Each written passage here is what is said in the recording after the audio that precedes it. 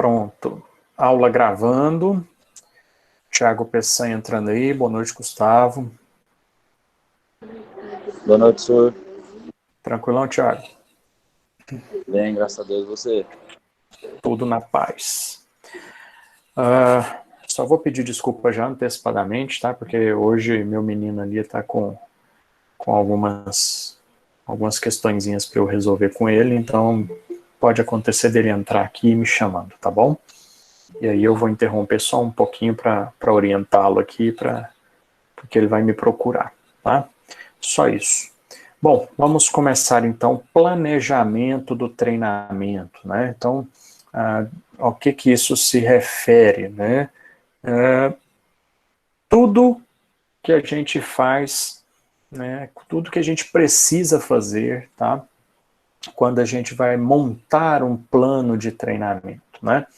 Então, ao longo da disciplina, a gente vai falar muito sobre periodização, né? Sobre a organização do treino do indivíduo em períodos.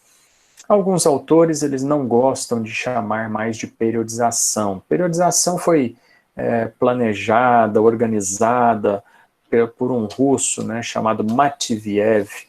Ele tem várias publicações no nome dele. E o Matveev é um dos precursores da periodização, né, da qual eu vou te explicar como ela funciona. E alguns autores hoje, eles não chamam mais de periodização. Eles não gostam de falar de periodização. Eles falam de planificação, né, ou planejamento do treinamento, ou organização do treinamento. Mas eles não falam mais de periodização porque eles não querem serem confundidos o trabalho deles com o trabalho do Matveev. Então eles chamam de planificação do treinamento, né? O plano do treinamento. Qual é o planejamento do treinamento que a gente vai fazer para o nosso aluno ou para um atleta? E dessa forma, existem várias vertentes, tá? Algumas com mais benefícios para uma modalidade, outras com mais benefício para outras modalidades, e assim vai. Eu, particularmente, continuo chamando de periodização, apesar de não trabalhar com a periodização clássica do Matveev. Tá? Então, eu trabalho com uma periodização moderna, um planejamento do treinamento bem organizado, estruturado e moderno, uma coisa mais atual. Né? Então, eu chamo de periodização porque eu organizo o objetivo do aluno, eu organizo o meio de treinamento, os materiais que eu vou usar, a forma como eu vou treinar, os objetivos que eu pretendo atingir. Eu organizo isso de acordo com o período que o aluno me oferece.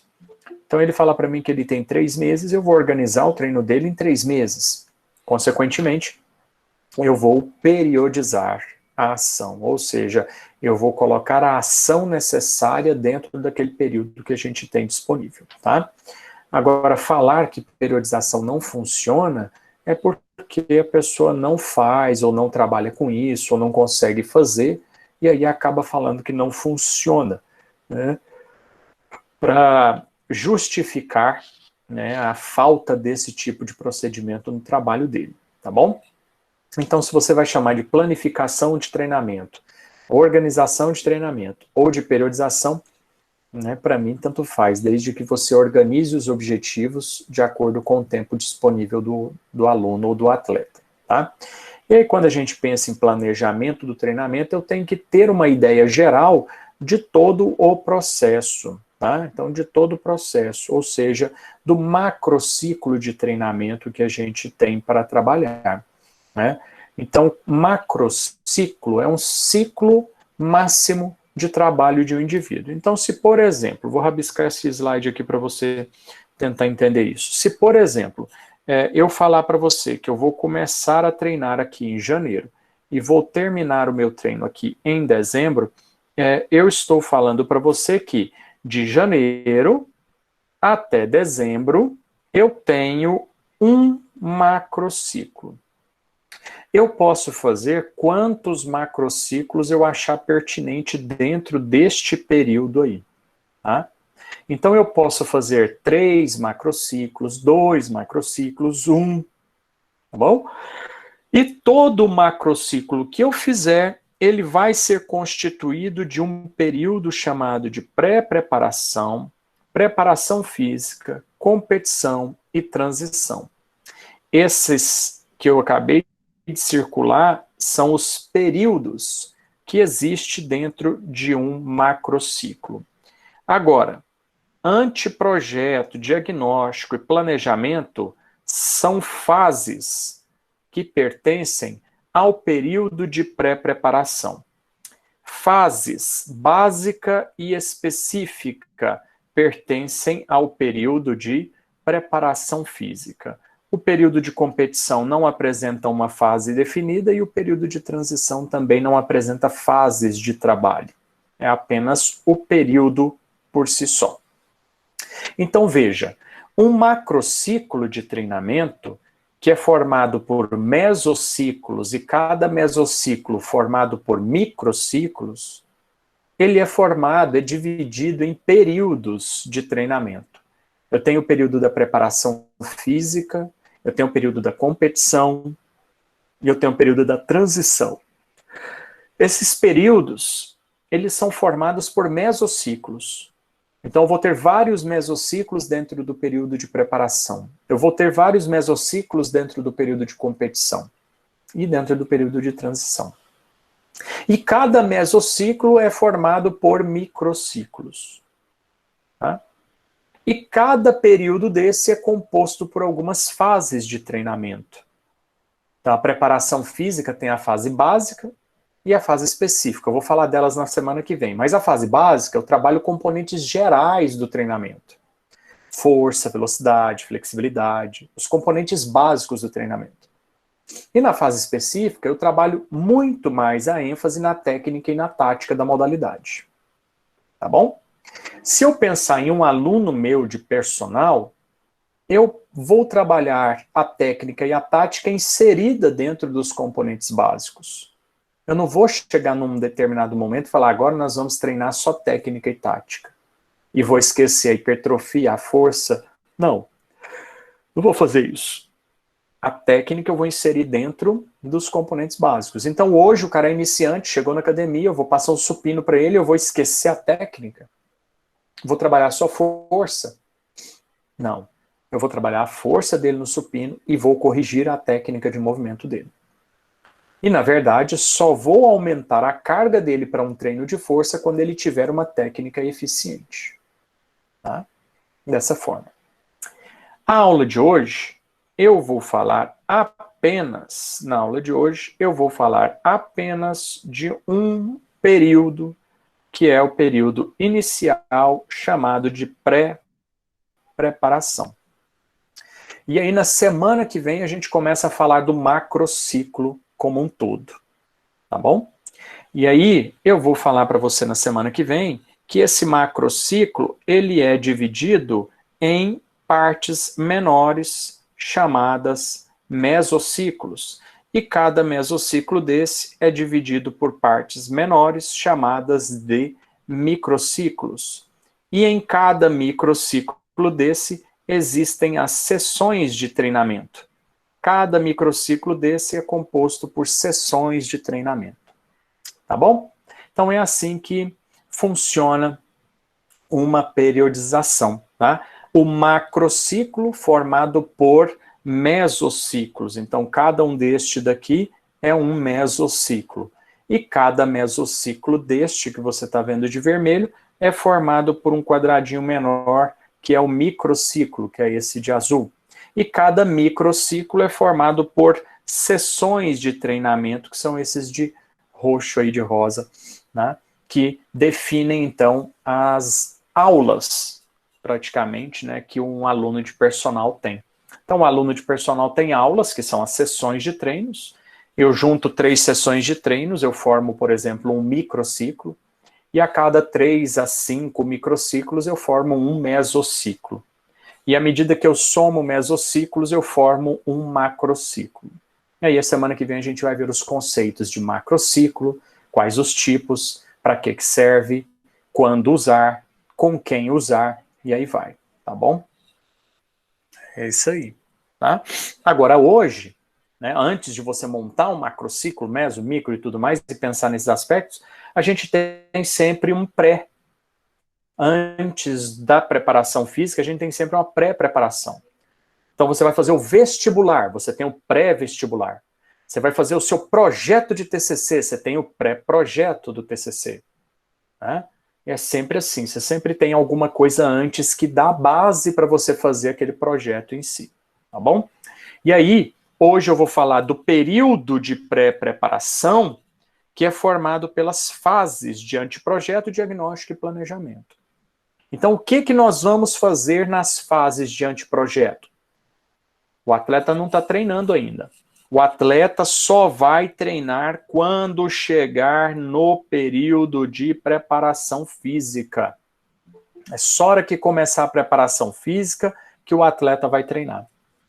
Então, antes do atleta chegar para treinar, eu vou reunir com a comissão técnica e definir o anteprojeto, fazer o diagnóstico e definir o planejamento. Então, o que é que eu vou fazer com a comissão técnica? Diretor esportivo, diretor administrativo, médico, fisiologista, nutricionista, psicólogo, preparador físico, roupeiro, cozinheiro e quem mais for necessário, massagista. Quem mais for necessário nessa comissão técnica vai participar dessas reuniões que ocorrem no período chamado de pré-preparação. Tá? A pré-temporada, ela compõe um período antes do início da temporada. Então, a temporada vai começar, os jogos nem começaram ainda, os atletas vão chegar e eu já reuni com a comissão técnica para decidir essas questões. Né?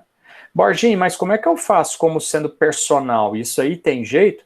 É o que eu faço sozinho, ou com a ajuda de um nutricionista, ou com a ajuda de um médico.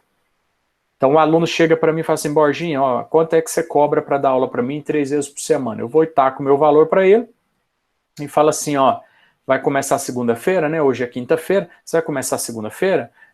Então eu quero até segunda-feira o atestado do cardiologista, dizendo que você está apto a iniciar um programa de treinamento. Trouxe o atestado do cardiologista, trouxe o atestado médico de aptidão física, vamos começar o treino. Aí eu começo o treino direto com ele? Não, aí eu vou avaliar, né? Não tem jeito de eu começar um treino sem avaliar, tá bom? Aí eu vou e faço uma avaliação prévia, que pode ser já durante a minha primeira aula com ele. Eu quero fazer uma avaliação de movimento, de consciência corporal, quero fazer uma avaliação subjetiva de mobilidade, alguma coisa nesse sentido, eu vou dando aula para ele, pedindo alguns movimentos e já fazendo a minha avaliação. Vou fazer avaliação de força? Vou fazer avaliação de resistência? Vou fazer avaliação de VO2? Adianta eu colocar o cara 30 minutos na esteira, perder 30 minutos de treino sem avaliar ele antes? Então, em vez de perder 30 minutos de treino, eu faço um teste com ele, um teste Weltman, um teste Cooper, já é um treino para ele. Né? Então faço lá um teste Cooper, vamos lá para a pista da Ricardo Paranhos fazer um teste Cooper. E aí eu faço um teste Cooper com ele, em um determinado horário, que não vai ter ninguém, muita gente na pista para atrapalhar o ritmo dele. Faço o teste Cooper, já vai ser um treino, faço um trabalho de alongamento no final, fiz o aquecimento, óbvio, antes do teste, já foi uma primeira aula. E eu avaliei ali, ou avaliei não, né? Eu consigo predizer o VO2 dele, porque não foi uma avaliação sistemática séria, né? Foi uma avaliação indireta, não foi direta. Então, eu tenho uma predição de VO2, que já me dá parâmetros para começar o treinamento. Agora, pegar o cara lá no primeiro dia, coloca ele 30 minutos na esteira, com que velocidade? Inclinação? Eu vou ficar verificando a frequência cardíaca dele para falar num patamar de treino que não vai ser fiel, né? Vou perder 30 minutos. Então é melhor que eu faça o teste na primeira aula para eu poder, né, o diagnóstico que eu tenho, que eu vou tirar dele, para eu poder planejar o treinamento dele de forma mais eficiente. Tá? Então, quais são as atividades que nós vamos desenvolver neste período chamado de pré-preparação, né? Então, você tem aí as fases que contemplam o planejamento como um todo. O anteprojeto de treinamento é a primeira fase que eu acabei de te mostrar ali, né?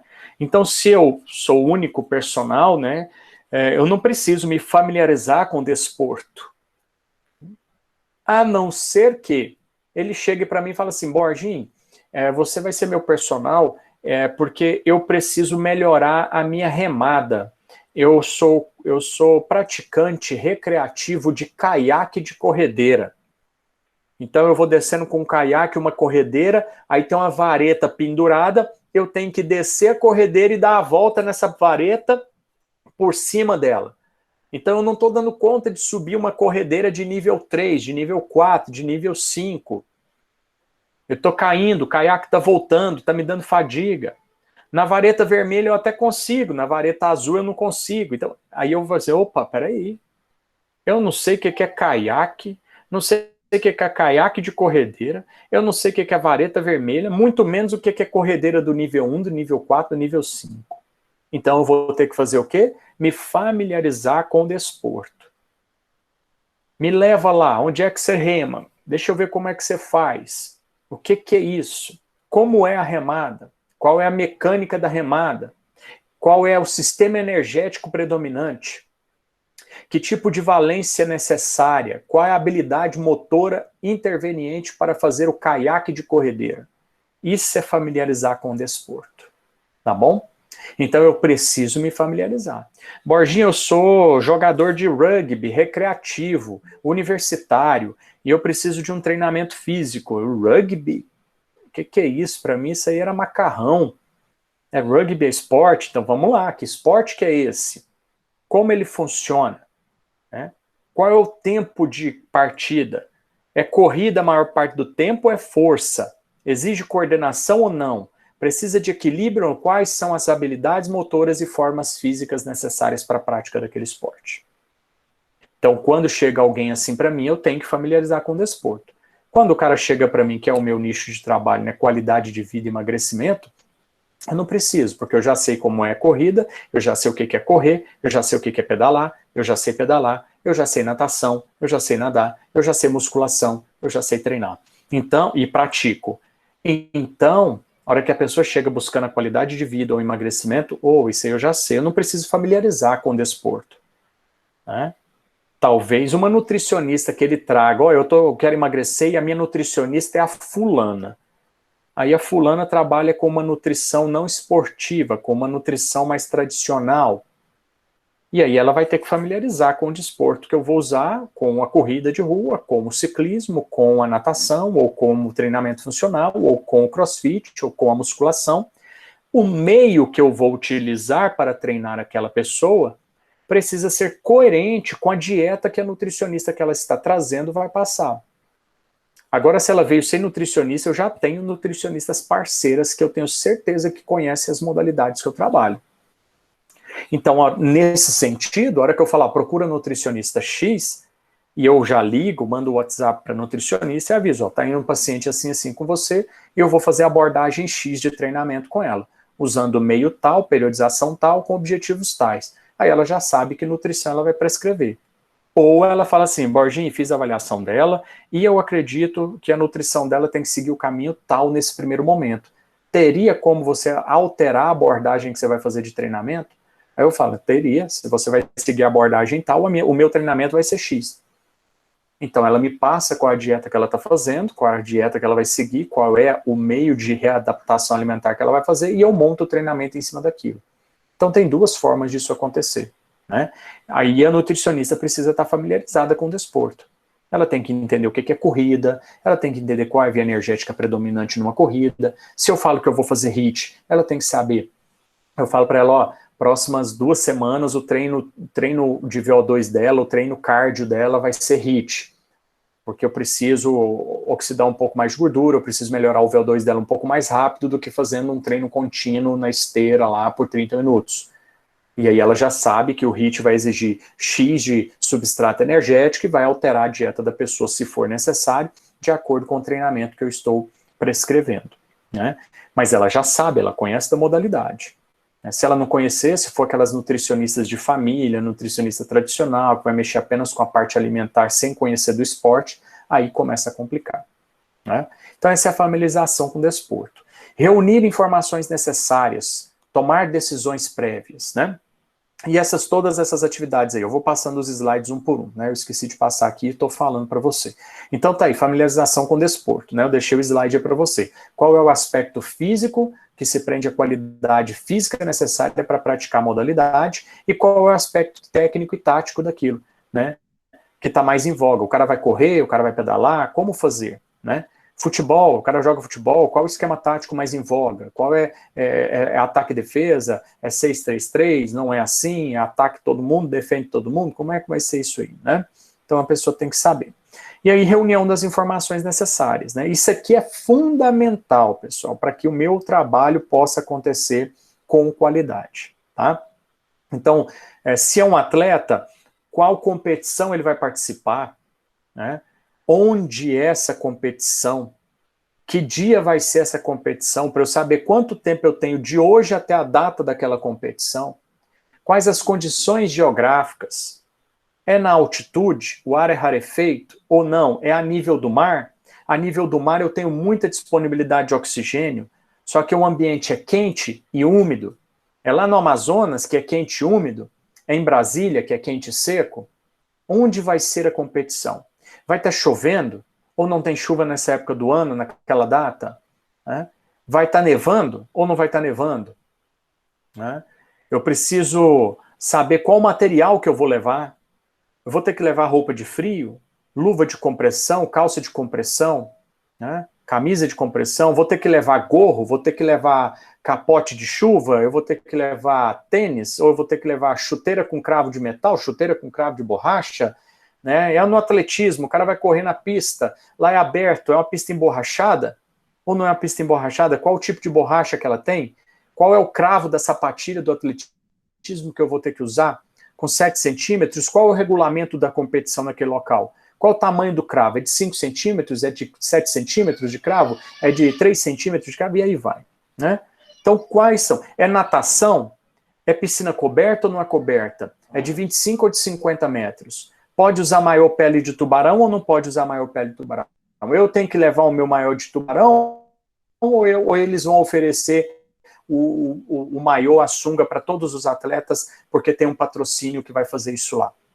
Então eu tenho que saber todas essas condições, regulamentos, material a ser utilizado, quem vai competir comigo, quem está classificado para lá, quem fez inscrição para aquela competição, logística, preciso de passagem aérea, não preciso, vou de ônibus, vou de carro particular, vou de passagem aérea, já comprou, tem patrocínio para isso? Não tem patrocínio para isso? Vou ficar em hotel? É perto da competição? Não é perto da competição? Vou ficar em alojamento X ou Y? Né? É uma equipe inteira de 30 atletas de futebol. Os 30 vão ficar no mesmo hotel? Conseguir reservar um hotel para a minha seleção? Não conseguir reservar um hotel para a minha equipe? Né? Vai ficar quantos atletas em tal local e em tal local? E o deslocamento do hotel para o centro de treinamento ou local da competição? Vai ser feito por qual empresa? Já contratou a empresa? É um ônibus só ou vai ser 2 ônibus para levar todo mundo? E a comissão técnica inteira? Ou seja, são muitos detalhes de logística. O cara vai levar a bicicleta, já conseguiu o recipiente, né, para levar a sua bicicleta, vai despachar pelo avião. Você consegue fazer com que a empresa aérea coloque essa bicicleta sua como bagagem de mão, como se fosse um carrinho de bebê e fica perto ali na entrada do avião? Quando você sair, você já carrega ela, ou você vai fazer o despacho como malas de tamanho variado, né? Então, são muitos os detalhes que você tem que organizar no caso de uma competição, tá certo? Tem que pensar em muitos aspectos. Então, tá aí. Você, preparador físico, técnico, fisiologista, nutricionista, psicólogo, roupeiro, nutricionista, cozinheiro. É uma equipe de 30 atletas, nós vamos ficar no Hotel X. Já conseguiu reservar a cozinha para você, cozinheiro, preparar a alimentação dos nossos atletas? Ou o nutricionista que vai preparar a refeição dos atletas? Precisa levar feijão, precisa levar proteína do atleta, precisa levar um feijão que o atleta come, ele não vai levar feijão, não vai levar grão, vai levar arroz, não vai levar arroz, lá tem tudo isso, e assim vai, né? Vai levar a gordura que o cara usa para preparar o alimento. Se você for para o Nordeste lá, o cara usa manteiga de garrafa para fazer uma carne. Se você der para o atleta seu, o cara tem uma diarreia e não vai competir, não vai treinar antes da competição. E aí, como é que vai ser? Então essa logística ela tem que ser pensada, tá bom? No caso de um aluno nosso de personal, né, são poucas as questões, né? Qual é a competição dele? Uma corrida de 5K, uma corrida de 10K, uma maratona, a corrida dos carteiros, a corrida da Unimed. É isso que ele vai participar? É uma prova de duátlon, de triatlon? É uma natação X? É uma travessia do lago tal? Uma travessia do forte tal, de Copacabana, alguma coisa assim? Né? Um aluno seu de personal que não vai nem trabalhar com competição, está treinando por qualidade de vida. É uma mulher que vai casar e quer entrar no vestido e ela está meio gordinha, ela não quer um vestido maior, ela quer um vestido menor. Então, qual é a competição dessa pessoa? É passar o Réveillon na praia. Opa, alguém me desconectou aqui, pessoal. Deixa eu ver aqui. Então, eu vou continuar falando, o slide deve desaparecer, mas eu vou continuar falando, tá? Pode falar quem abriu aí. Não, senhor, eu ia falar que tá tudo normal, tá tudo tranquilo aqui. Aqui para mim desconectou. Me desconectaram. Vocês estão me escutando? Eu vou falando, tá?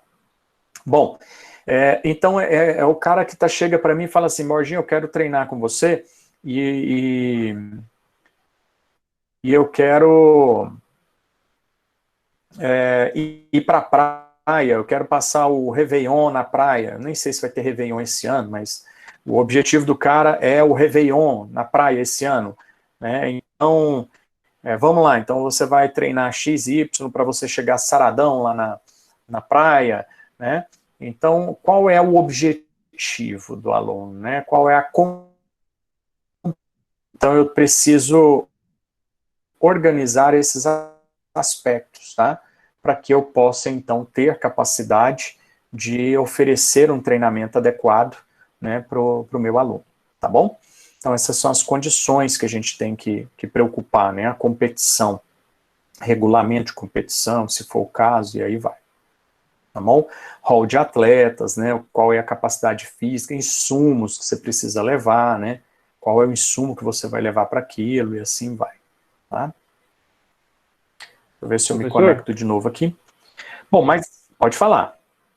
E você falando sobre essas questões, né, que a gente deve abordar, né, durante a periodização de um atleta, eu fico imaginando a complexidade que é, né, para atletas que têm alguma patologia ou alguma síndrome, né, que nem eu estou fazendo a leitura de um livro aqui, eu estava percebendo que há vários atletas que convivem com a epilepsia, né?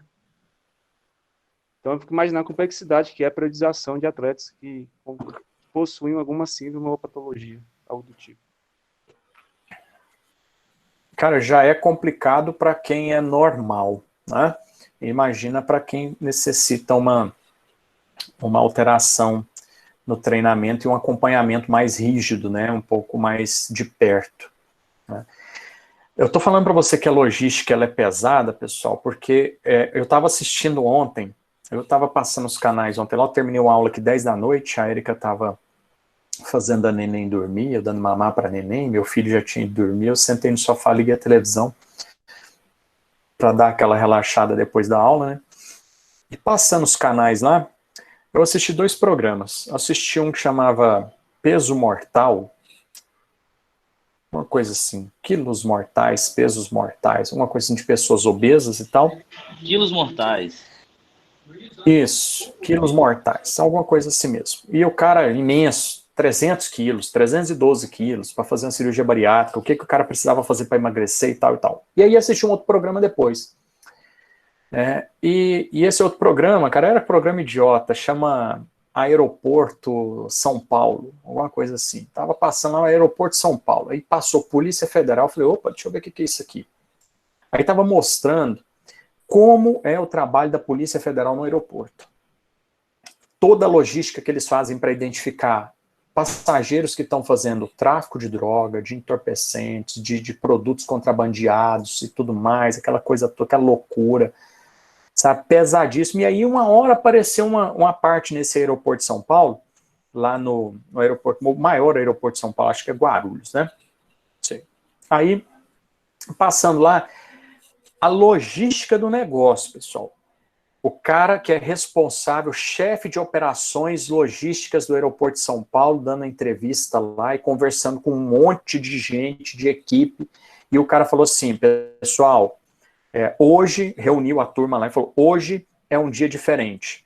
Está chegando o aeroporto da Hungria com uma delegação de 20 atletas cadeirantes, com necessidades especiais. Então, na hora que o avião pousar, eu quero X cadeiras de rodas naquela ponte que liga o avião ao portão lá, né? Aquela ponte móvel que eles ligam o avião ao saguão, né?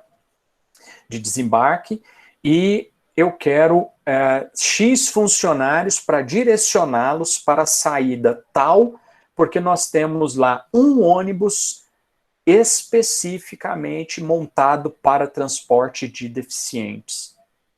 Então, cara, foi uma coisa impressionante. O avião pousou, saíram as pessoas normais, sem deficiência, saíram mais rápido, né? Eles já tinham sido direcionados à porta, e os cadeirantes foram colocando as cadeiras, todas as cadeiras nos corredores assim, ó, e foi levando e buscando os cadeirantes, colocando nas cadeiras, e um funcionário empurrando cada um para cima da plataforma, levaram todo mundo, entraram todas as cadeiras de rodas dentro de um ônibus especial que tem em Guarulhos, só para transporte de pessoas com deficiência. Transportaram, eram 2 ônibus, os 20 atletas, a delegação inteira de ônibus de um terminal de Guarulhos para outro terminal, que quem já foi para Guarulhos é uma viagem. Se atravessar a pé, você demora 30 minutos no mínimo para atravessar e andando rápido de um terminal para outro. Pegaram o ônibus de um terminal para levar ele para outro terminal para o cara pegar o outro voo que ia para não sei aonde. Então essa logística ela tem que ser informada. Se você precisa de X, você tem que ligar no local antes para você saber, né? Então quando se fala de equipe, eu tenho tantos atletas, todas as informações necessárias têm que estar anotadas. Existe, lógico, dentro de grandes equipes, né? De um Vila Nova, de um Goiás Esporte Clube, existe uma pessoa que faz todo esse processo, não é o técnico que faz isso. O técnico faz parte da comissão, ele vai chegar lá, ele não pode ter dor de cabeça em resolver esses problemas, tá bom? Sim, o João Vitor colocou aí, né? As Paralimpíadas, elas têm um gasto maior, né? Por conta de toda essa logística, né? De transporte, de hospedagem, né? Às vezes até o local de hospedagem é diferente, porque o local de hospedagem tem que oferecer condição de acesso, né? Então é muita coisinha, pessoal, é muita coisinha, né? Se você tem um aluno de personal e você vai fazer uma graça com ele, né? Por exemplo, eu já fiz isso com um grupo de alunos meus e da Érica. A gente reuniu e falou assim, vamos fazer uma trilha em Pirenópolis com os nossos alunos? Quem tiver interesse? Cada um vai pagar a sua hospedagem, tá? A gente não vai pagar hospedagem para todo mundo, a gente não tem condições, a gente propôs um passeio em Pirenópolis, né? E aí a gente ofereceu, ó, nós temos a pousada X, Y e Z, né? Que eram pousadas baratinha, pousada média, pousada premium em Pirenópolis. Todo mundo do nosso grupo resolveu ficar na pousada média. Eu liguei na pousada média, reservei as suítes, eram 6 casais, eu reservei os quartos para os 6, e eu e a Érica, 7 casais, reservei todos, chegamos lá, estava tudo reservado. Eu cheguei no balcão de formação, eu tive que fazer isso, né? Eu lá falei, olha, eu sou fulano, reservei 7 suítes, assim, assim, assim. Ah, tá tudo pronto. Pegou as chavinhas, papapá, eu entreguei a chavinha na mão de cada um foi pro seu quarto, e aí no dia nós pegamos tudo, fomos fazer a caminhada, peguei uma van de transporte para levar a gente até o local, já estava tudo organizado, tudo reunido. Eu aluguei uma van para pegar a gente, levar até o mosteiro, que é onde a gente ia fazer a caminhada, parar numa cachoeira, pedi o cara da van, né, conversei com ele antes, é óbvio, e falei para ele, ó, eu preciso levar isso aqui, que era uma caixa de isopor com água, com saladinha de frutas que eu preparei e tal. Falei, eu preciso levar isso aqui para tal local, você consegue me ajudar? O cara foi com a van até onde podia. Aí chegou lá, ele me ajudou a carregar a caixa de gelo, eu deixei lá na Cachoeira X, aí eu voltei correndo, a Érica já tinha começado a caminhada com os 7 casais, né, com os 6 casais. Depois eu voltei correndo e comecei a caminhada sozinho, cheguei até eles, e aí continuei o trajeto junto com os meus alunos e alunos dela. Mas eu tive que organizar isso. Aí o cara da van falou, você quer que eu vou embora ou fica aqui? Eu falei, você que resolve, meu amigo. Eu vou gastar aqui 1h30, 2 horas nessa trilha, vou parar na cachoeira, o pessoal vai beber, então vai ser umas 2 horas de trilha aqui, pelo menos. Ele falou, então eu vou para a cidade, vou resolver algumas coisas, e eu volto em tal horário para te buscar. Eu falei, tá combinado. No horário que o cara falou, ele estava lá, então você tem que ter informação da pessoa, né? No dia à noite, lá depois da trilha que a gente fez, eu reservei um restaurante pra gente, né? Então o restaurante estava reservado com as mesas reservadas para 7 casais. Então foi assim, você tem que pensar nessas coisas. Os alunos adoraram, eles não pensaram que a coisa ia ser organizadinha, né? Quem estiver fazendo a disciplina da Graça Torres, gente, de marketing, de organização de eventos, é basicamente isso, só que o que eu fiz foi num nível micro. Vocês vão aprender a fazer isso no nível macro, né? Então essa logística, tudo tem que ser organizado, inclusive com o seu aluno. Você vai para a corrida de rua, onde é que pega o número, o chip, a roupa, a garrafinha, aqueles negocinhos que dão e tudo? Já ligou para o seu aluno antes da corrida? A corrida é 8 da manhã, 7 horas da manhã, você tem que estar ligando para o cara. Eu vou te ligar amanhã, você quer que eu te ligue amanhã cedo? Ou você vai acordar tranquilo? Ele fala, não, me liga para garantir. Aí eu ligo pro cara, eu falei, a corrida nossa é às 8, já acordou? Ele falou, já acordei, já tomei banho, já tô lanchando aqui. Eu falei, então ótimo, quer que te busque ou você vai sozinho? Não, eu vou sozinho, encontrei com ele lá no local. Entendeu? Então assim, é um aluno meu de personal que vai participar de uma corrida de 10K, eu tenho que dar todo o suporte para esse cara. Eu faço a inscrição para ele, eu vou lá e pego o material dele, entrego na mão dele, eu coloco o chip no tênis dele para ele não esquecer, porque o cara tá pensando na corrida, é a primeira vez que vai correr 10K, o cara tá quase dor de barriga, de nervoso de correr 10K, então você tem que organizar, colar o número na roupa dele, oferecer o chip, colar lá, amarrar lá no sapato dele, porque senão ele esquece, não marca o tempo, e aí ele vai ficar chateado com isso. Então são detalhezinhos que a gente tem que pensar com o nosso aluno de personal também, tá? São muitas as coisas que a gente tem que pensar nesse sentido. Beleza? Identificação das qualidades físicas, a gente falou, né? O que é qualidade física, né? O que é forma física e habilidade motora? Qual que eu preciso treinar com o meu aluno, né? Aí eu volto lá no 7º período, né, na individualidade biológica, né? O que é ponto fraco e o que é ponto forte nesse indivíduo, né? Quais os parâmetros que eu tenho aí? Flexibilidade do cara, tá péssimo ou tá boa? Dá para deixar para treinar depois ou eu tenho que treinar agora? Mobilidade dele, como é que está? Força, dinâmica. Força explosiva. Como é que está a força estática dele? Né? Como é que está o movimento dinâmico dele? Resistência muscular localizada, aeróbica, anaeróbica. Resistência de força. Como é que está isso nele? Né? A coordenação física dele. Como é que está? Coordenação motora, habilidade motora, consciência corporal. E a parte psicológica, descontração diferencial com descontração total, psicologia dele, como é que está? Ele consegue desconcentrar e voltar o foco para aquilo que ele estava fazendo? Ou ele se perde e fala, peraí, eu não lembro, peraí. Como é que está a capacidade de descontração dele e retorno ao movimento que ele estava fazendo? Como é que está a agilidade, velocidade, o equilíbrio, né? E assim vai. Alguns autores falam que velocidade de reação não é treinável, né? Eu coloquei aqui um quadrinho do Stélio Dantas mesmo, que ele coloca aqui no parte baixa aqui, ó, né?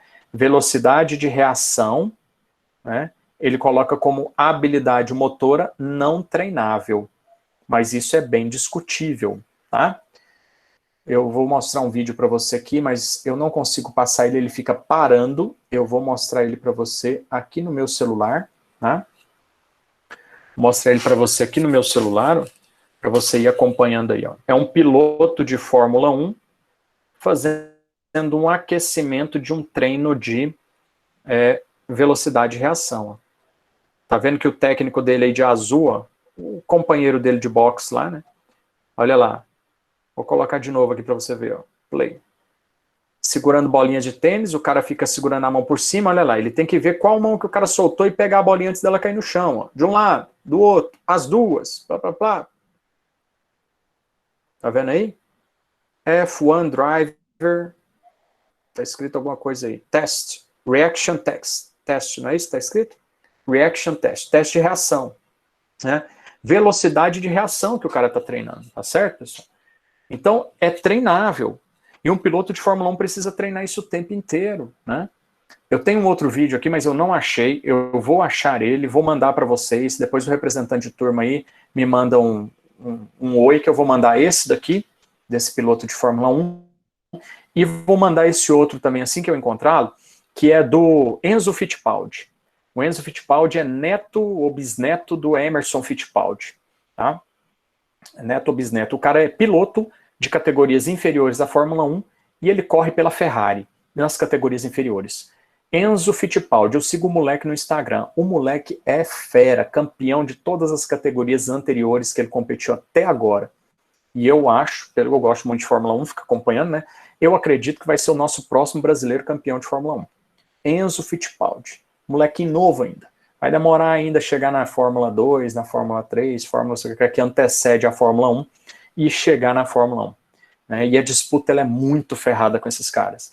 E aí eu tenho um outro vídeo dele, que ele tem uma placa luminosa assim na frente dele, com botões luminosos, e o treinador dele fica apertando o botão X e Y, ou ele organiza uma sequência de disparos de luz, e ele fica na frente, ele tem que bater a mão na luz que acende. Vai embaixo, vai em cima, vai do lado, vai do outro, vai no centro, vai embaixo, e o cara tem que bater a mão antes da luz apagar.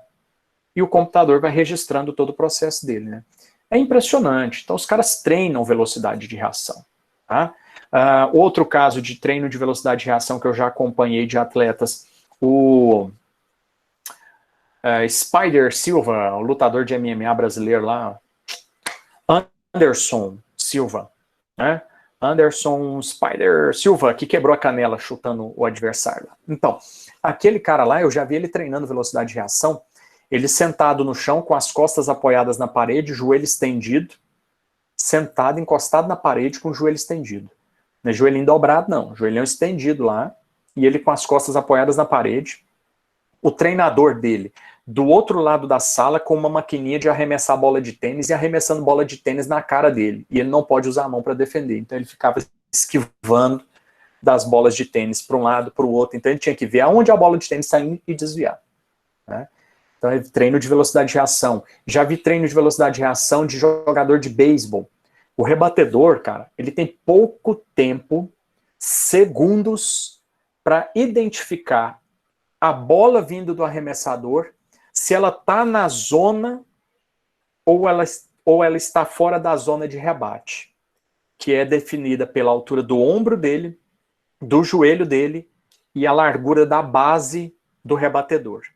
Então a bola tem que entrar nesse quadro virtual, imaginário, para ele rebater. Se ele rebater uma bola que foi fora desta zona de rebate, é um strike, ele perde uma rebatida. Se ele perder 3, ele está fora e o outro time marca ponto. Então, ele tem segundos para identificar se aquela bola está vindo dentro dessa zona, se ela está vindo rodando, se ela está vindo alta, se ela está vindo baixa, se ela está vindo rápida ou é uma bola lenta, e rebater essa porcaria. E o treino do cara também é muito forte. Porque se ele começa, ele é isso aqui, beleza, não é contado rebatida, mas se o taco passar a linha lateral dele, é contado uma rebatida, mesmo ele conseguindo voltar o taco. Então ele tem muito pouco tempo para despejar tanta potência numa rebatida daquela e acertar a bola ainda, ou não acertar a bola e não rebater uma tentativa do arremessador de enganar ele jogando a bola fora da área de rebate. É muito detalhe. E os caras treinam muita velocidade de reação. Tá? Então, algumas coisas ainda são discutíveis, né, dentro do treinamento. Tá bom? Então, tá aí um quadrinho do Siddhantas. O resto tá tudo certo, tá? O que é cardiopulmonar, resistência aeróbica, anaeróbica, o que é neuromuscular, RML, força, resistência de força, flexibilidade e tal. Tá? O resto tá tudo certinho e organizado dentro do quadro. A única questão discutível disso aí, das qualidades, é a velocidade de reação, tá? Eu treino isso, velocidade de reação, nos meus alunos de personal, né? Eu treino isso lá e funciona bem. Bom, selecionou as qualidades, aí você vai selecionar os procedimentos de avaliação, tá, pessoal? Então, o médico, na comissão técnica, vai definir qual é a avaliação médica que ele vai fazer, tá bom? O psicólogo também, psicólogo esportivo, ele vai definir qual é a avaliação psicológica que ele vai fazer. O nutricionista vai definir isso. Eu, preparador físico, vou definir qual vai ser as avaliações físicas que eu vou fazer. Tá? Se eu vou fazer avaliação física de dobra cutânea, não vai ser dobra cutânea, se eu vou fazer de força, de VO2, quais avaliações físicas eu vou fazer, quando eu vou fazer, quanto tempo eu vou gastar para isso, e assim vai. Tá bom? Então, cada um define quanto tempo vai precisar, quantos dias vai precisar e tal.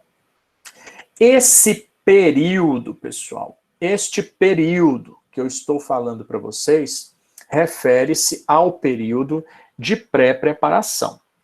Então, este período de pré-preparação, ele dura entre 7 e 15 dias em uma equipe muito grande. Para o meu aluno de personal, dura 3 dias fazer todo esse processo no máximo. Chegou com atestado médico, nutricionista mais um dia e eu mais um dia, pronto, já terminei. 2 dias, se brincar, já terminou o estudo. E eu acabei de falar para você do anteprojeto. Você viu que não tinha atleta no meio do processo. Só tinha comissão técnica reunida para definir todas essas atividades e essas ações aí. Agora eu vou falar para você do diagnóstico. Agora entra o atleta. Agora eu vou aplicar o teste que eu acabei de selecionar ali e falar. Então agora o atleta chega. Então entre 7 e 15 dias, o atleta vai chegar para fazer isso no meio desse processo. Então antes desse meio, eu fiz o quê? Anteprojeto. No meio, o que eu vou fazer? Diagnóstico. Diagnostiquei tudo, eu vou fazer o quê? O planejamento, e eu tenho mais ali alguns dias para fazer esse planejamento. Você entendeu isso? Então, entre 7 e 15 dias, né, eu gasto aí aproximadamente para fazer toda essa pré-preparação, tá bom? Então, agora vou para o diagnóstico, né? Então, o cara já selecionou quais são os procedimentos de avaliação, médico, psicológico, nutricional, físico, o que for necessário, e agora a gente vai para o diagnóstico. Fez o teste? Aplicou o teste nos atletas? Os atletas chegaram para a concentração inicial.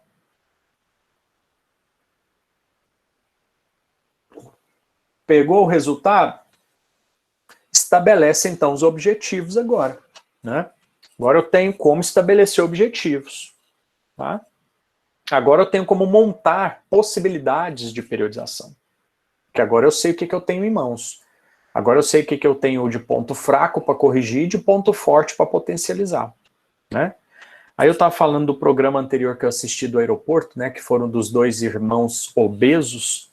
Aí eles foram lá, o cara 312 quilos e o irmão mais novo dele 290 quilos. 312 quilos.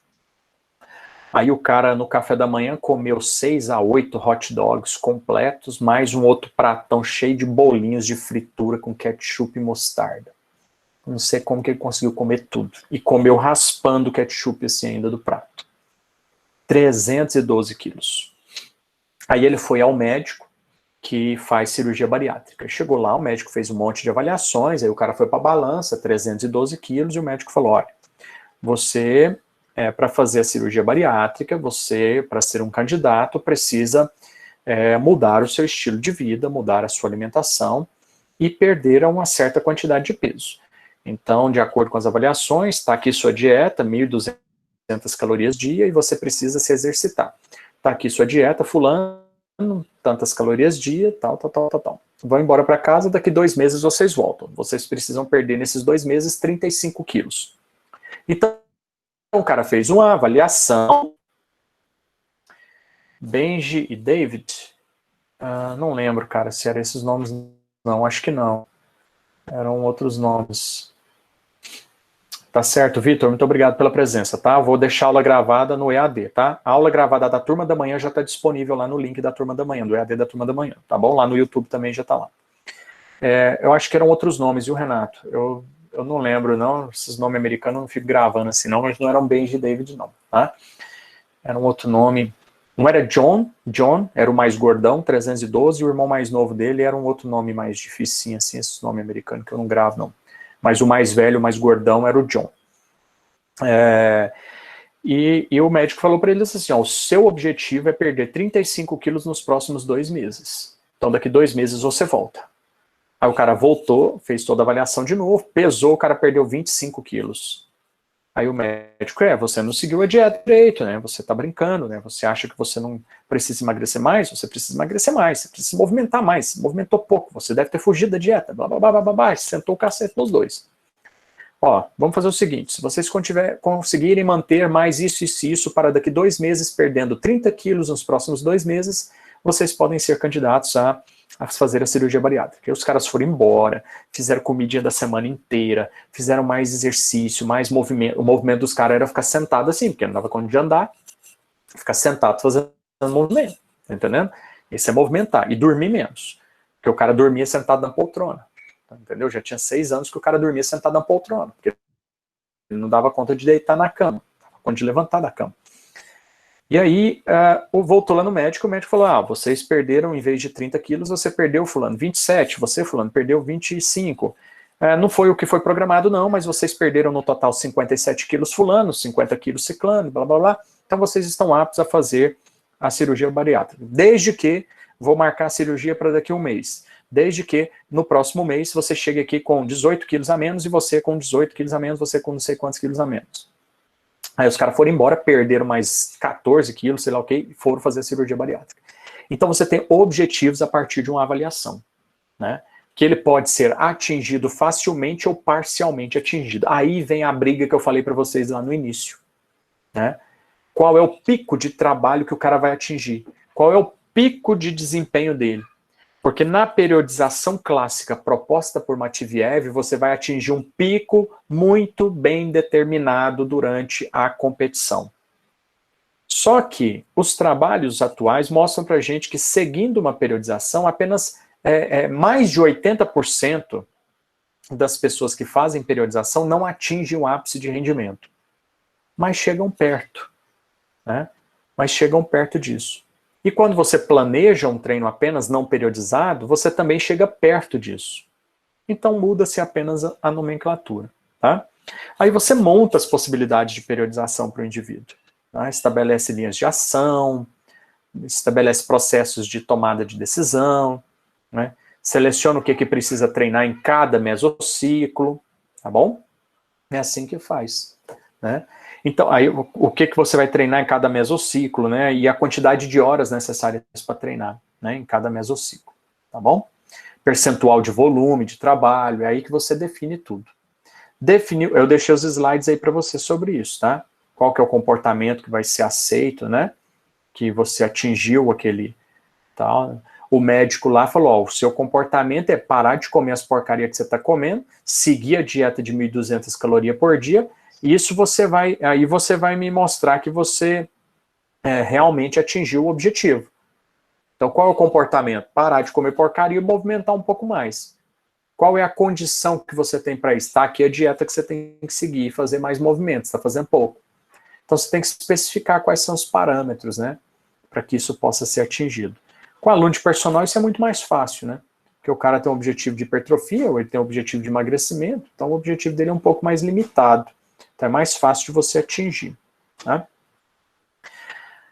Aí, para montar a periodização, você tem que levar em conta, né, qual é o tempo que você tem, quantas horas por dia, quantas vezes por semana, né, e assim vai, né, para você montar uma periodização de treinamento, seja individual ou seja coletiva, né. Por exemplo, eu alugo uma sala de treinamento funcional lá na Clima 21. Lá eles alugam a sala, né? Então eu pago R$600 por mês de aluguel da sala e eu utilizo ela 3 vezes por semana, né? Ou 2 vezes por semana, depende da turma que eu tenho. Então eu tenho um aluguel lá de R$600 por mês e eu ponho 3 alunos para treinar comigo, né? Eu tenho uma turma de 3 alunos lá. Eu pago 600, o aluno não paga a clínica, não paga o treinamento funcional, não paga a modalidade para a empresa, ele paga só para mim. Então eu tenho 3 alunos que eu cobro R$4.500 dos 3, é uma família, eu cobro R$4.500 dos 3, e eu dou aula para os 3 juntos, né? Então eu cobro R$ 4.500 e pago R$ 500, R$ 600 de aluguel. Os 4.000 livre é meu. Eu não tenho que pagar mais nada para a clínica, o aluno não tem que pagar mensalidade, nem nada. Não tem que pagar taxa de academia, eu pago o aluguel da sala, a sala é minha. Eu ligo o ar-condicionado se eu quiser, eu ponho a música que eu quero ou que o meu aluno quer, eu abro a sala, ninguém entra para treinar naquele horário, nenhum personal dá aula naquele horário. A sala é minha, aluguel. É como um médico que aluga um consultório, tá entendendo? É a melhor coisa do mundo. É a melhor coisa do mundo para mim. Eu não entro naquela academia lotada, principalmente nessa época, os meus alunos estão adorando.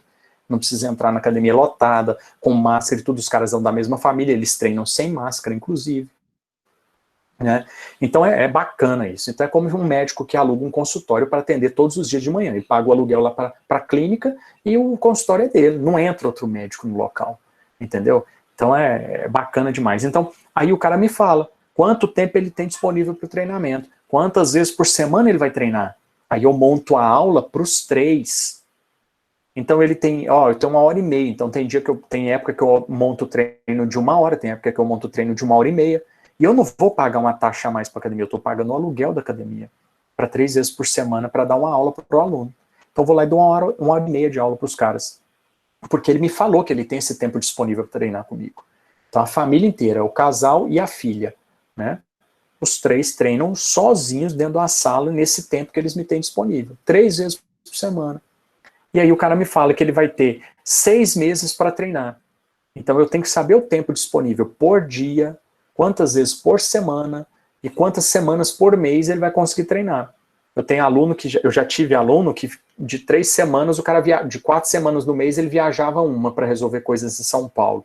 Treinava 3, falhava uma. Treinava 3, falhava uma. E assim acontecia, né? Então eu tenho que ter ciência disso para saber que possibilidade de periodização eu tenho para montar. Né? Então se eu vou montar uma periodização para esse aluno meu que viajava, por exemplo, eu ia fazer isso aqui para ele. Né? Deixa eu pegar aqui um slide aqui em branco para você ver. Né? Vou rabiscar um slide aqui, vamos lá. Então o cara fala para mim assim, Borginho, eu vou treinar as próximas 3 semanas, vou viajar na última semana do mês. Então eu tenho aqui um mês com 4 semanas, e aí eu estipulo que nesse mês aqui eu vou treinar resistência muscular localizada.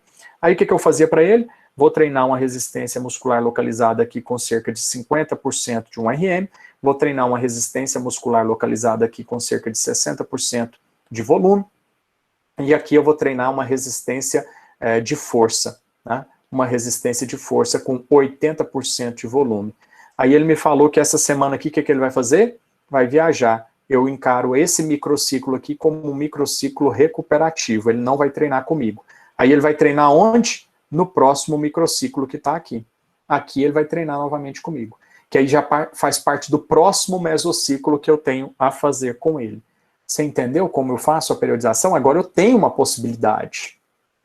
Senão o cara fala assim, aí o cara, eu falo assim, você vai treinar todos os dias, todas as semanas, você tem que viajar. Eu pergunto, cara, você tem viagem para trabalho?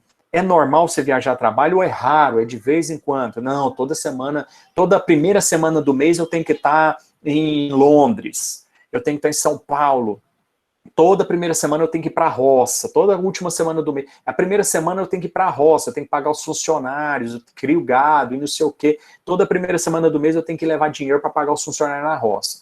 Então eu vou cortar qual? Vou cortar essa primeira semana dele. Ele vai treinar essa, essa e essa. Então, assim, eu já sei que possibilidade de periodização que eu posso fazer com esse indivíduo.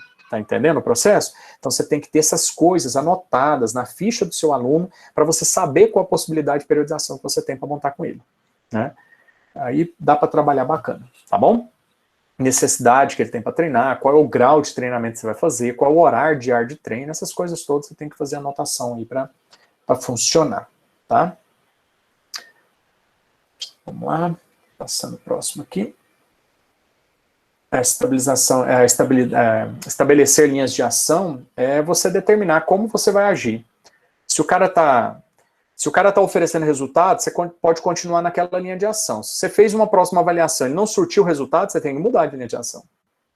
É que o doutor fez lá no programa. O cara chegou e falou assim, tô comendo 1.200 calorias, tô treinando X, era para perder 35 quilos e perdeu 27, meu amigo, você tem que mudar.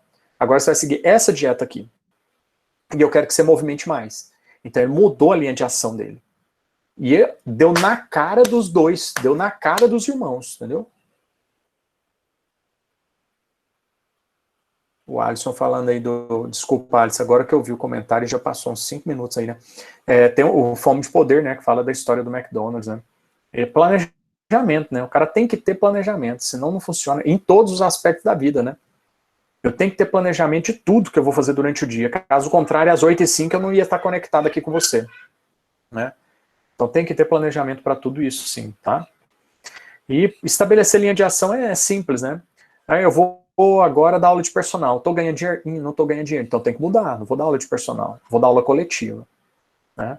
Eu estava dando aula de personal e gastando 1 hora para dar aula para uma pessoa. Aluguei uma sala, pago um pouco mais do que eu pago a taxa da academia, mas eu ponho 3 a 5 pessoas dentro da sala. Então eu monto a minha turma, levo para o espaço e ganho mais dinheiro em menos tempo. Eu tripliquei o meu ganho por hora. Em vez de ir para academia, pagar a taxa de 200 conto para academia, eu posso pôr 9 alunos e dar aula para uma pessoa, por 1 hora, por uma pessoa, e ganhar 1.500 conto dessa pessoa. Em 1 hora eu estou dando aula para 3, para 5 pessoas e ganhando 3 vezes mais do que eu estava ganhando. Então esse casal, 1.500 por pessoa, estou cobrando 4.500 dos 3 para dar aula por 1 hora. Pensa se não é vantagem você alugar um espaço para dar uma aula de personal. Pega 3 pessoas, 4 pessoas, leva para lá e dá uma aula coletiva para eles. O personal não está dando dinheiro, então vamos ganhar dinheiro. Ah, a coletiva não está dando dinheiro, então vamos dar aula de personal. Ah, não está dando dinheiro personal, então eu vou ser coordenador da academia. Coordenador não está dando conta, então eu vou comprar a academia. Então você tem que ir partir, você tem que ter linhas de ação. Ah, a educação física não dá dinheiro, então vai fazer outra coisa, filho, vai fazer culinária, porque a Ana Maria Braga é cheia de grana. Né? Então você tem que planejar, estabelecer linhas de ação. Estou gastando dinheiro demais em casa. O que eu estou gastando dinheiro demais? É com Netflix? É com internet? É com bobagem? É com comida? É com ar-condicionado? É energia? Eu tenho que estabelecer uma linha de ação para economizar dinheiro. E assim vai. Então, no treinamento é a mesma coisa. Está emagrecendo? Não está emagrecendo? Muda a linha de ação. Não serviu essa? Muda para outra. Não serviu aquela? Você tem que achar uma linha de ação que vai funcionar o treinamento para aquele aluno. A hipertrofia é a mesma coisa. O cara está treinando, não hipertrofiou? Não, muda a linha de ação. Não hipertrofiou? Não, muda a linha de ação. Oh, agora vamos fazer aqui, vamos mudar um nutricionista? Porque eu estou treinando X, Y e Z, não deu resultado. Vamos mudar a nutrição? Não funcionou aqui, não funcionou aqui, não funcionou aqui. Então alguma coisa está acontecendo, né? E assim vai. Se for atleta, esporte, né, piora a situação, né? Porque aí você tem competição, foi desclassificado, que linha de ação que eu vou seguir agora para treinar? Perdeu o campeonato internacional, vai participar só do nacional, aí o nacional eu tenho que seguir uma linha de ação. Perdi o nacional, vou seguir só o regional, ou só o sul-americano. Então você tem que pensar em cada uma das possibilidades de ação que você tem, tá? E aí você tem um modelinho, tá, que eu deixei aqui para você, que foi estipulado pelo Estélio Dantas, mas eu nunca usei, tá? Eu só penso no que eu tenho que fazer e anoto na ficha do meu aluno a linha de ação que eu vou seguir, tá? Estava treinando com valência tal, não funcionou, vou treinar com valência tal. Eu nem mudo a periodização, porque eu trabalho com mesociclos, né? E métodos de treinamento, não está funcionando o método X, eu mudo o método e deixo anotado o que eu fiz, né?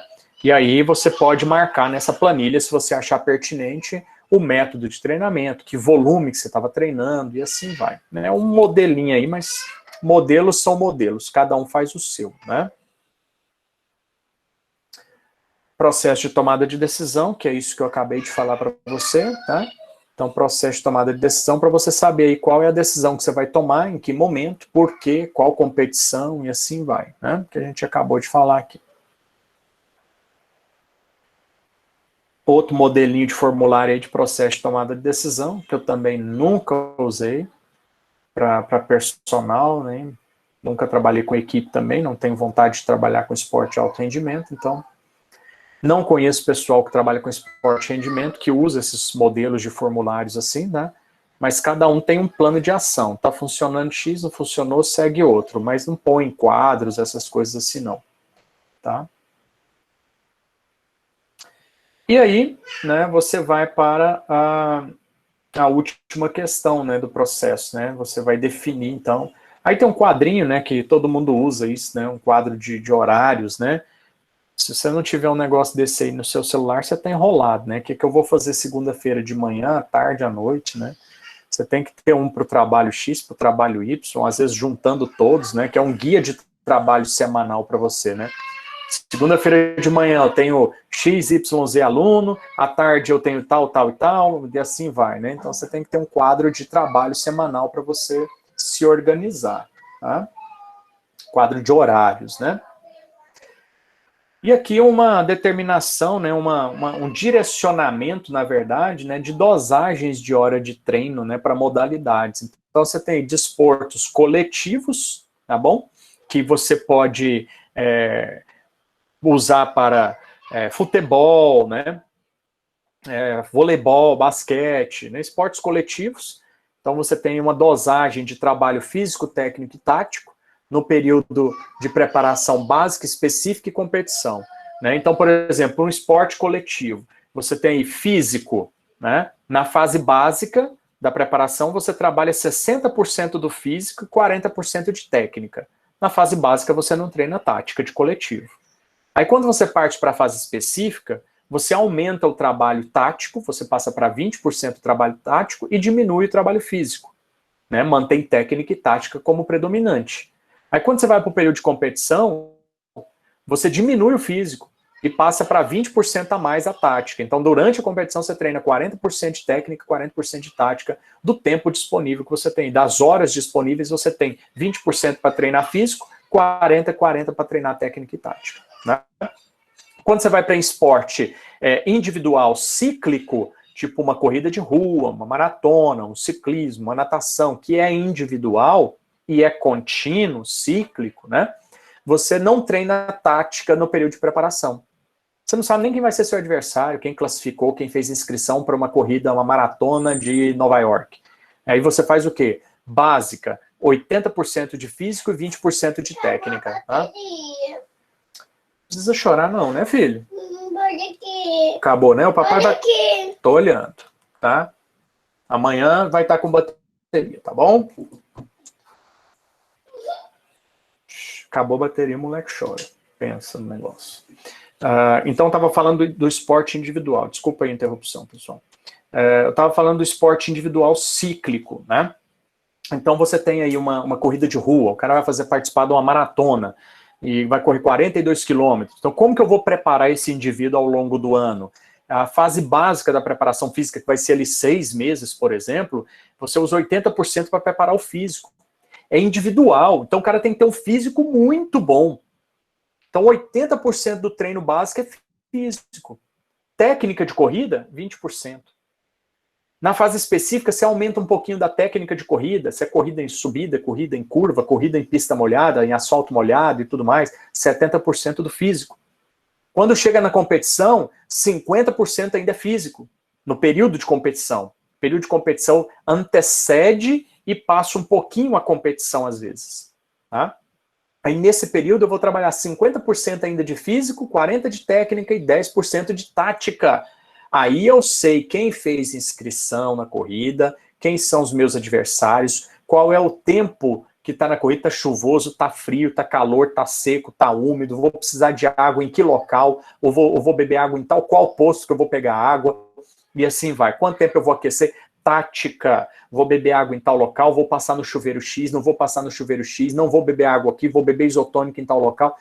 Aí entra a tática. Vou acompanhar o corredor tal, vou acompanhar o corredor Y. A hora que separar bloco 1, bloco 2, eu vou ficar no 2 por quanto tempo, por quantos quilômetros, vou chegar no 1, vou ficar no 1, vou correr na frente, vou dar o sprint de fuga, vou dar uma fuga em qual quilômetro para confundir os caras, para fazer eles correrem, alguma coisa assim. Aí é tática, 10% você vai discutir com o seu técnico, aí ou você vai pensar, né, individualmente dentro desse processo, tá?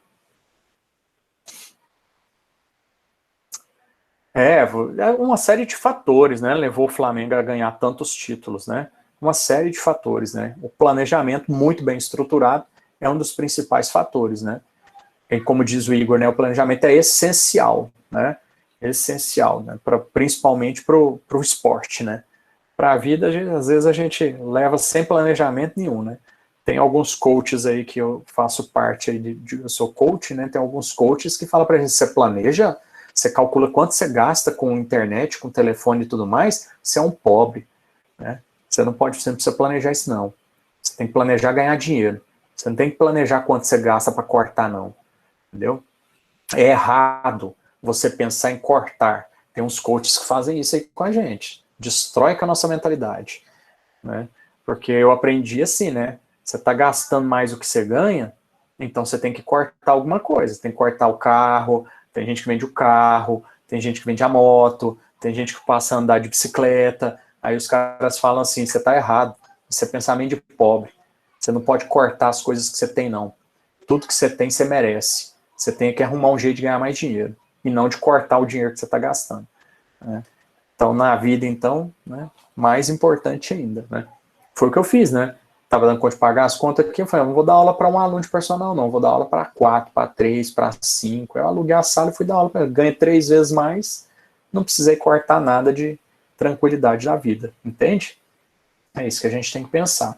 Aí mais uma tabelinha, tá, de esporto individual acíclico, tipo uma luta, um judô, né, um Muay Thai, um MMA, né, esporte individual acíclico, tá? Tipo um CrossFit, que é acíclico, né, dependendo do WOD, e assim vai, né? Então tá aí, tá, para você pensar nesses aspectos aí na hora de montar uma periodização.